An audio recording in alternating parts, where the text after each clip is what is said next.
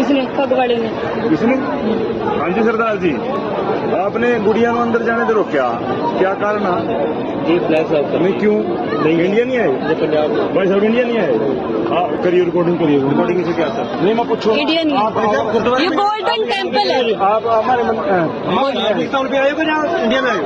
India बकवास बात बोल रहे हो आप तो बहुत। की बात कौन सी थी? और क्या इंडिया नहीं है, इंडिया नहीं है ये। बकवास की बात कौन सी है? आप ये गुस्सा क्यों कर रहे हैं? बताओ भाई साहब, ये आप धार्मिक तरीके से बात करो। बकवास की बात कौन सी है? ये बकवास क्यों बोले? आप इंडिया में गलत क्यों करे? बकवास क्यों बोले? वाहिगुरू जी का खालसा, वाहिगुरू जी की फतेह। बड़ा अफसोस है इस गल का कि एक ਜਿਹੜਾ ट्वीट आया। सब तो पहला तो मैं ये गल कह दियाँ कि ये ਜਿਹੜੇ दरबार साहब के प्रबंध ਦੇ ਵਿੱਚ ਅਸੀਂ ਸਾਰੇ शामिल हाँ, हर सिख ही उस ਵਿੱਚ शामिल है, पर क्योंकि साडी सेवादार के तौर पर ड्यूटी लगी आ, इस गल ਲਈ ਅਸੀਂ ਪਹਿਲਾਂ भी इस गल ਨੂੰ ਸਪਸ਼ਟ कर देना ਚਾਹੁੰਦੇ ਹਾਂ ਤੇ कर रहे हैं कि कोई भी दुनिया के किसी कोने में किसी भी धर्म का, किसी भी दिशा, किसी भी जात का संबंधित कोई भी श्रद्धालु के तौर पर गुरु रामदास पातशाह के दरबार च आउंदा साडे लई सत्कारयोग है, नतमस्तक है, उहदे चरनां विच नमस्कार है। वो इत्थे आके की करदा, वो बाद दीयां गल्लां ने। पिछले दिनां दे विच कुछ शरारती लोगों ने इस तरह के इत्थे आयोजन कीते। तुसीं जाणदे हो कि 84 दे विच सिखां दा कतलेआम होया। जगदीश ट्रैक्टर नां दा बंदा उस विच पूर्ण तौर पर दोषी है। उस समय दीयां सरकारां ने उहनूं बचाया। उस दे बारे दे विच एक व्यक्ति आउंदा, अपने बंदिਆਂ ਨੂੰ बाहर रखदा ते ਉਹ ਸਰੋਵਰ 'ਚ ਇਸ਼ਨਾਨ ਕਰਦਾ ਤੇ ਉੱਥੇ ਇੱਕ ਟੀ-ਸ਼ਰਟ ਪਾਉਂਦਾ। ਉਹ ਟੀ-ਸ਼ਰਟ ਦੇ ਉੱਤੇ ਜਗਦੀਸ਼ ਟਰੈਕਟਰ ਜਿਹੜਾ ਸਿੱਖਾਂ ਦਾ ਕਾਤਲ ਹੈ ਉਹਦੀ ਤਸਵੀਰ ਹੁੰਦੀ ਆ। ਉਹ ਉੱਥੇ ਇਸ਼ਨਾਨ ਕਰਕੇ ਫੋਟੋ ਕਰਕੇ ਜਿਹਦੇ ਵਿੱਚ ਦਰਬਾਰ ਸਾਹਿਬ ਦੀ ਫੋਟੋ ਹੁੰਦੀ ਆ ਤਾਂ ਉੱਤੋਂ ਦੀ ਉਹ ਆਪਣੀ ਟੀ-ਸ਼ਰਟ ਪਾ ਲੈਂਦਾ ਤੇ ਬਾਹਰ ਚਲਾ ਜਾਂਦਾ। ਤੁਸੀਂ ਇਹ ਦੇਖੋ ਕਿ ਉਹ ਇੱਕ ਸਿੱਖ ਸੀਗਾ, ਉਸ ਦੀ ਮਨ ਦੀ ਮਨਸ਼ਾ ਕਿਸ ਤਰ੍ਹਾਂ ਦੀ ਸੀ, ਉਸ ਗੱਲ ਬਾਰੇ ਕਦੇ ਸ਼ਾਇਦ ਕਿਸੇ ਨੇ ਨਹੀਂ ਸੋਚਿਆ। ਦੂਸਰੀ ਗੱਲ कि इत्थे कई तरह दीयां जिहड़ियां फोटोग्राफी करके, क्योंकि जिहड़ा धार्मिक स्थान है कोई भी किसी धर्म का उन्हां दी एक मर्यादा हुंदी है। सो इस मर्यादा दे विच आउंदा है कि असीं इत्थों दा इत्थे पहरावा ठीक रखीए, इत्थे कोई नशा करके ना आवे, नशा लैके ना आवे। इस करके जिहड़े साडे अधिकारी साहबान है, जिहड़े साडे पहरेदार ने, वो इस गल लई सचेत करदे आ। सो पिछले दिनों वापरियां घटनावां दे तौर पर इत्थे एक जिम्मेवार जिहड़ा कि ना प्रबंधक नौजवान सी, उसने इस गल बारे जरूर उन्हां दे नाल इस गल आर्गू कीता, पर उस उन्हां वल्लों प्रवोक करन तो बाद उस अधिकारी वल्लों कुछ गल्लां बोलियां गईयां। मैं खुले दिल नाल एक जिम्मेवार होने के नाते जे किसी भी यात्रु के मन दे विच उस दे नाल दुर्व्यवहार की गल आई है तो उस गल लई मैं जनरल सैकटरी होने के नाते माफ़ी मंगदा। एक गल। दूसरी गल, ये ट्वीट करने वाले लोगों की मंशा की है तो वो ट्वीट तो बाद वो जवाब किस तरह दिते जा रहे हैं। मैनूं लगदा कि मेरा जिहड़ा सिर है वो शर्म नाल झुकदा है, क्योंकि इस देश सानूं ये दस्सिया जा रहा है कि पंजाब देश का हिस्सा नहीं, कि उन्होंने इस गल का पता नहीं कि इस हिंदुस्तान को याद कराउण लई इसे उस गुरु धाम जिन्होंने एक खालिस्तान की काबज होने की गल करते हैं, उन्होंने इस देश को याद करवाया। कि वो जानते हैं लोग कि इस तिरंगे नूं अज ये दुनिया के सन्मान मिलता, उसका कारण कौन है? 100 ਦੇ ਵਿੱਚੋਂ 90 सिर किने दिते? इस गल का ट्वीट कोई करेगा? हिम्मत है?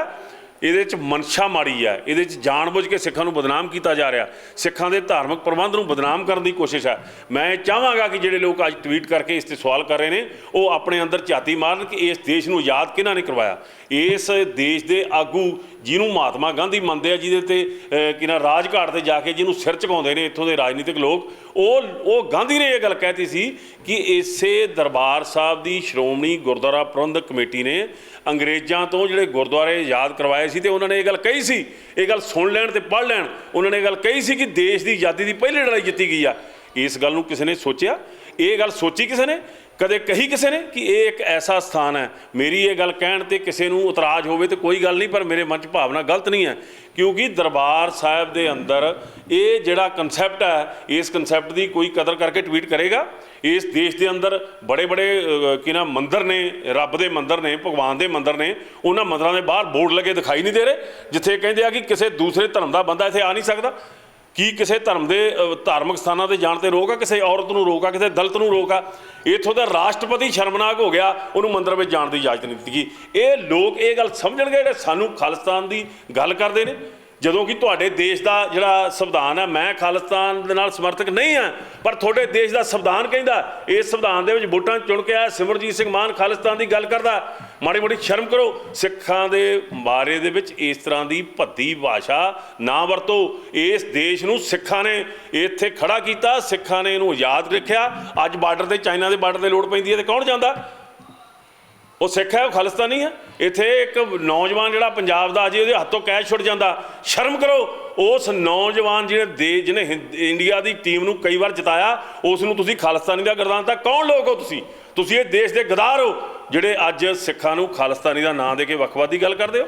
ਸ਼ਰਮ ਹੋਣੀ ਚਾਹੀਦੀ ਹੈ ਸਾਨੂੰ ਇਸ ਗੱਲ ਤੇ ਕਿ ਇੱਕ ਅਧਿਕਾਰੀ ਵੱਲੋਂ ਇਸ ਪ੍ਰਕਾਸ਼ਨ ਦੇ ਤੌਰ ਤੇ ਇਹ ਗੱਲ ਕੀਤੀ ਗਈ ਹੈ। ਮੈਂ ਫਿਰ ਇਹ ਕਹਿਣਾ, ਜਿਹੜਾ ਵੀ ਕੋਈ ਸ਼ਰਧਾਲੂ ਇੱਥੇ ਆਉਂਦਾ, ਇਸ ਦਰਬਾਰ ਸਾਹਿਬ ਤੇ ਹਮਲਾ ਕਰਨ ਵਾਲੀ ਇੰਦਰਾ ਗਾਂਧੀ ਦਾ ਪਰਿਵਾਰ ਦਾ ਬੱਚਾ ਜਿਹੜਾ ਉਹ ਰਾਹੁਲ ਗਾਂਧੀ, ਉਹ ਇੱਥੇ ਦੱਸ ਕੇ ਵੀ ਆਇਆ ਤੇ ਕਹਿੰਦੇ ਆ ਦੱਸਣ ਤੋਂ ਬਗੈਰ ਵੀ ਆਇਆ। ਕਿਸੇ ਨੂੰ ਰੋਕਿਆ ਨਹੀਂ ਅਸੀਂ। ਇੱਥੇ ਕੋਈ ਬੰਦਿਸ਼ ਨਹੀਂ ਹੈਗੀ। ਇਸ ਗੱਲ ਦਾ ਸਤਿਕਾਰ ਕਰੋ। ਗੁਰੂ ਰਾਮਦਾਸ ਪਾਤਸ਼ਾਹ ਦੇ ਦਰਬਾਰ ਦੇ 4 ਦਰਵਾਜ਼ੇ 4 ਵਰਨ ਜਿਹੜੇ ਖੁੱਲ੍ਹੇ ਨੇ, ਉਸ ਗੱਲ ਦਾ ਕਦੇ ਟਵੀਟ ਕਰਨ ਦੀ ਹਿੰਮਤ ਕਰੋ। ਇਸ ਦੇਸ਼ ਨੂੰ ਆਜ਼ਾਦ ਕਰਾਉਣ ਵਾਲੇ ਸਿੱਖ ਆ ਜਿਹੜੇ, ਉਹਨਾਂ ਦੇ ਇਤਿਹਾਸ ਨੂੰ ਯਾਦ ਕਰੋ ਕਿ ਇਸ ਦੇਸ਼ ਨੂੰ ਅੱਜ ਵੀ ਜੇ ਆਜ਼ਾਦ ਰੱਖਿਆ। ਤੇ ਦੱਸੋ ਜਿਹੜਾ ਕ੍ਰਿਕਟਰ ਸੀਗਾ ਉਹਨੂੰ ਖਾਲਿਸਤਾਨੀ ਕਹਿਣ ਵਾਲੇ ਕੌਣ ਸੀ? ਤੇ ਤੁਸੀਂ ਉਸ ਦਾ ਜਵਾਬ ਦਿੱਤਾ ਕਿ ਉਹ ਖਾਲਿਸਤਾਨੀ ਆ, ਕਿ ਉਹ ਵੱਖਵਾਦੀ ਆ। ਅੱਜ ਵੀ ਦੇਸ਼ ਲਈ ਖੇਡ ਰਿਹਾ, ਕੱਢ ਕੇ ਬਾਹਰ ਮਾਰੋ ਉਹਨੂੰ। ਸੋ ਇਸ ਤਰ੍ਹਾਂ ਦਾ ਬਹੁਤ ਗੰਦਾ ਵਿਹਾਰ ਕੀਤਾ ਜਾ ਰਿਹਾ। ਮੈਨੂੰ ਬੜੀ ਸ਼ਰਮ ਆ ਰਹੀ ਹੈ ਕਿ ਉਸ ਟਵੀਟ ਦੇ ਥੱਲੇ ਇਹੋ ਜਿਹੇ ਲੋਕਾਂ ਦੇ ਕਮੈਂਟ ਨੇ। ਮੈਂ ਕਹਿਣ ਤੋਂ ਗੁਰੇਜ਼ ਨਹੀਂ ਕਰਦਾ ਕਿ ਇਸ ਦੇਸ਼ ਦੇ ਵੱਡੇ ਉੱਚ ਰੁਤਬਿਆਂ ਤੇ ਬੈਠੇ ਲੋਕਾਂ ਨਾਲ ਉਹਨਾਂ ਦਾ ਸੰਬੰਧ ਹੈ।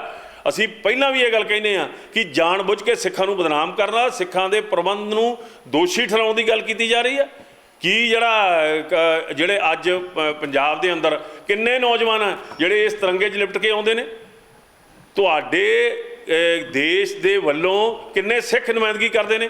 ਕਿਉਂ ਜੋੜ ਰਹੇ ਹੋ ਤੁਸੀਂ ਤਿਰੰਗੇ ਦੇ ਨਾਲ ਇਸ ਮਾਮਲੇ ਨੂੰ? ਉਸ ਬੱਚੇ ਦੇ ਮੂੰਹ ਦੇ ਉੱਤੇ ਜੇ 3 ਰੰਗ ਬਣ ਗਏ ਤੇ ਇਹਦਾ ਮਤਲਬ ਉਹ ਕਿੰਨਾ ਤਿਰੰਗਾ ਨਹੀਂ ਹੋ ਗਿਆ। ਅਸੀਂ ਫਿਰ ਇਹ ਕਹਿੰਦੇ ਹਾਂ ਕਿ ਹਰ ਅਸਥਾਨ ਦੀ ਇੱਕ ਮਰਿਆਦਾ ਹੁੰਦੀ ਆ।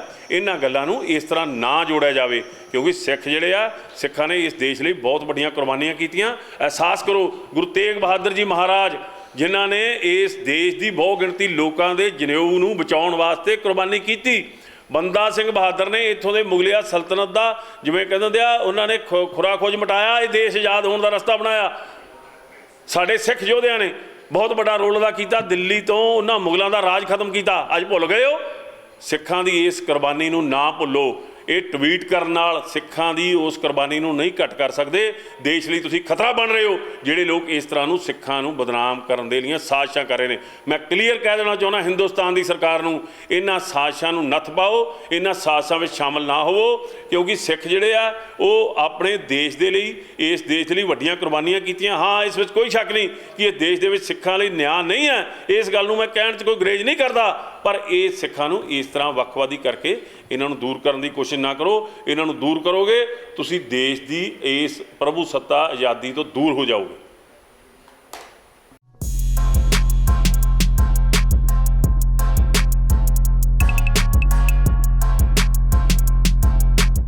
मैं Monika Khokhar as a principal Bachpan play school Achanala के अंदर काम कर रही हूँ। हमारा school Bachpan play school opposite Radha Swami Satsang Ghar near GRD convent senior secondary school के पास है। हमारी फ्रेंचाइजी है इधर बचपन स्कूल अचनाला के अंदर। मेन हेड ऑफिस हमारा दिल्ली में स्थित है। हमारी 1200 से ज़्यादा ब्रांचेज ऑल ओवर इंडिया के अंदर काम कर रही है। इनकी कुछ ब्रांचेज फॉरेन में भी स्थित है। हमारी स्टडी जो करवाते हैं हम बच्चों को प्ले वे मेथड से करवाते हैं। यहाँ पर बच्चों की वोकेबलरी को इम्प्रूव करवाने के लिए हमारे पास कॉन्सेप्ट रूम भी बनाए गए हैं, जैसे art and craft, dining room, doll house, kitchen area और साथ साथ AVA room, auditorium, mini auditorium, जहाँ पर बच्चों को डिजिटल मेथड से स्टडी करवाई जाती है। हम बच्चों को स्पीको पेन भी प्रोवाइड करते हैं। स्पीको पेन सेल्फ ट्यूटर है जो घर जाके बच्चों को हेल्प करता है। जो स्टडी यहाँ टीचर्स करवा रहे हैं सेम स्टडी आप बुक्स के ऊपर with the help of Speako pen कर सकते हैं।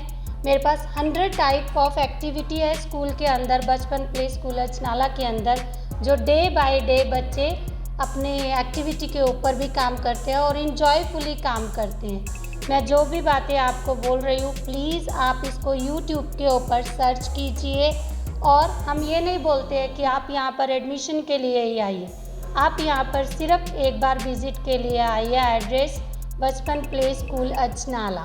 Thank you.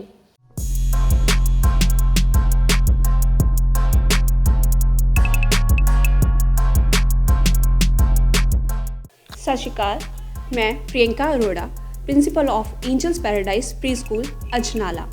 आज मैं थोड़ा स्कूल बारे डिस्कस करना चाहांगी। As you know there are two types of school, दो तरह के स्कूल। एक जिहड़ा ट्रेडिशनल स्कूल जिथे रट्टा लगाया जाता सी, क्रैमिंग बेस काम किया जाता। अजकल के स्कूल इन्ने एडवांस हो चुके हैं जिहड़े कि कॉन्सैप्ट क्लैरिटी उत्ते वर्क करते हैं।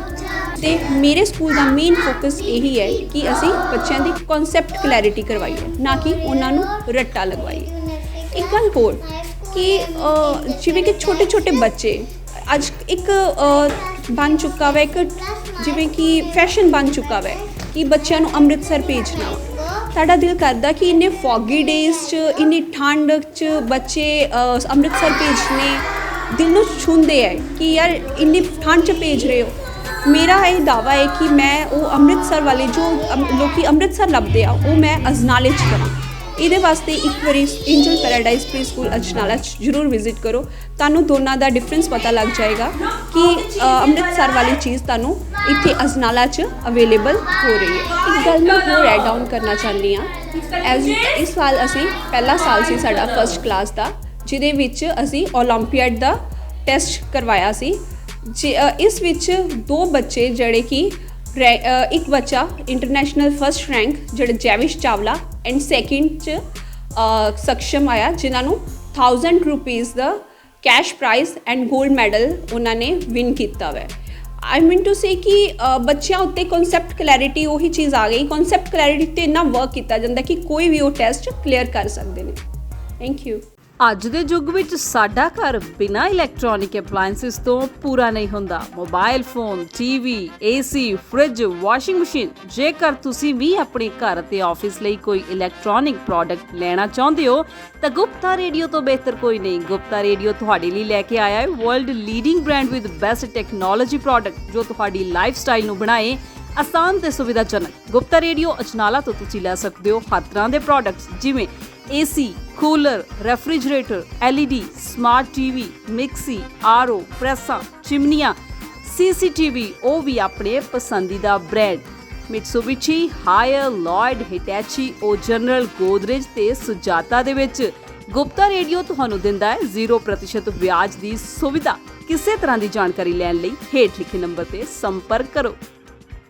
ਆਧੁਨਿਕਤਾ ਅਤੇ ਪਰਿਵਰਤਨ ਦੇ ਇਸ ਯੁੱਗ ਵਿੱਚ ਹਰ ਵਿਅਕਤੀ ਆਪਣੇ ਸੁਪਨਿਆਂ ਦਾ ਮਹਿਲ ਬਣਾਉਣਾ ਚਾਹੁੰਦਾ ਹੈ। ਜੇਕਰ ਤੁਸੀਂ ਵੀ ਆਪਣਾ ਆਸ਼ੀਆਣਾ ਬਣਾਉਣ ਦੀ ਸੋਚ ਰਹੇ ਹੋ ਤਾਂ ਤੁਹਾਡੇ ਲਈ ਨਿਜਰ ਇਨਫਰਾਸਟ੍ਰਕਚਰਜ਼ ਪੱਖਾ ਤਾਰਾ ਸਿੰਘ ਨਜ਼ਦੀਕ ਸੰਧੂ ਧਰਮਕੰਡਾ ਇੱਕ ਛੱਤ ਹੇਠਾਂ ਸਾਰੀਆਂ ਸੁਵਿਧਾਵਾਂ ਦੇ ਰਹੇ ਹਨ। ਤੁਹਾਨੂੰ ਇੱਥੋਂ ਪੱਠੇ ਦੀਆਂ ਇੱਟਾਂ, ਟੂਟੀਆਂ ਦੇ ਬ੍ਰਾਂਡ ਜੈਗੁਆਰ, ਪੈਰੀਵੇਅਰ, ਗ੍ਰਾਫਡੋਰ, ਓਨੀਡਾ, ਸੀਰਾ ਬ੍ਰਾਂਡ ਲੈ ਸਕਦੇ ਹੋ। ਟਾਇਲਸ ਤੁਸੀਂ ਕਜਾਰੀਆ, ਕ੍ਰੇਨਜ਼ਾ, ਕਿਵੋਸ, ਹੌਕ, ਲੈਮਨਸ, ਪੈਂਟਾਗਨ ਅਤੇ ਹੋਰ ਬ੍ਰਾਂਡਸ ਮਿਲਣਗੇ। ਮਾਰਬਲ 'ਚ ਰਾਜਸਥਾਨੀ, ਸਾਊਥ ਇੰਡੀਅਨ, ਇਟਾਲੀਅਨ ਪੱਥਰ ਬਾਜ਼ਾਰ ਤੋਂ ਵਧੀਆ ਅਤੇ ਸਸਤੇ ਰੇਟ ਵਿੱਚ ਮਿਲੇਗਾ। ਇੱਥੋਂ ਵਧੀਆ ਬ੍ਰਾਂਡਸ 'ਚ ਸ਼ਾਨਦਾਰ PVC ਸ਼ੀਟਸ ਬਾਜ਼ਾਰ ਨਾਲੋਂ ਸਸਤੇ ਰੇਟਾਂ 'ਤੇ ਖਰੀਦ ਸਕਦੇ ਹੋ। ਪੇਂਟਸ ਵਿੱਚ ਨੈਰੋਲੈਕ, ਏਸ਼ੀਅਨ, ਰੇਮੰਡ ਅਤੇ ਹੋਰ ਨਾਮਵਰ ਬ੍ਰਾਂਡ ਮਿਲ ਜਾਣਗੇ। ਇਸ ਤੋਂ ਇਲਾਵਾ ਤੁਸੀਂ ਚਿਮਨੀਆਂ, ਚੂਲੇ, ਗੀਜ਼ਰ, ਸਿੰਟੈਕਸ, ਮੌਂਟੈਕਸ ਦੀਆਂ ਪਾਣੀ ਵਾਲੀਆਂ ਟੈਂਕੀਆਂ ਅਤੇ ਹਾਰਡਵੇਅਰ ਦਾ ਸਾਰਾ ਸਮਾਨ ਵਾਜਿਬ ਰੇਟਾਂ ਵਿੱਚ ਮਿਲੇਗਾ। ਪੰਜਾਬ ਦਾ ਹਰ ਮੁੱਦਾ, ਹਰ ਖਬਰ ਸਭ ਤੋਂ ਪਹਿਲਾਂ ਵੇਖਣ ਲਈ ਜੁੜੋ ਸਾਡੇ ਚੈਨਲ PGA ਇੰਡੀਆ ਨਿਊਜ਼ ਦੇ ਨਾਲ। ਲਾਈਕ ਕਰੋ ਸਾਡਾ ਫੇਸਬੁੱਕ ਪੇਜ, ਸਬਸਕ੍ਰਾਈਬ ਕਰੋ YouTube channel PGA India news.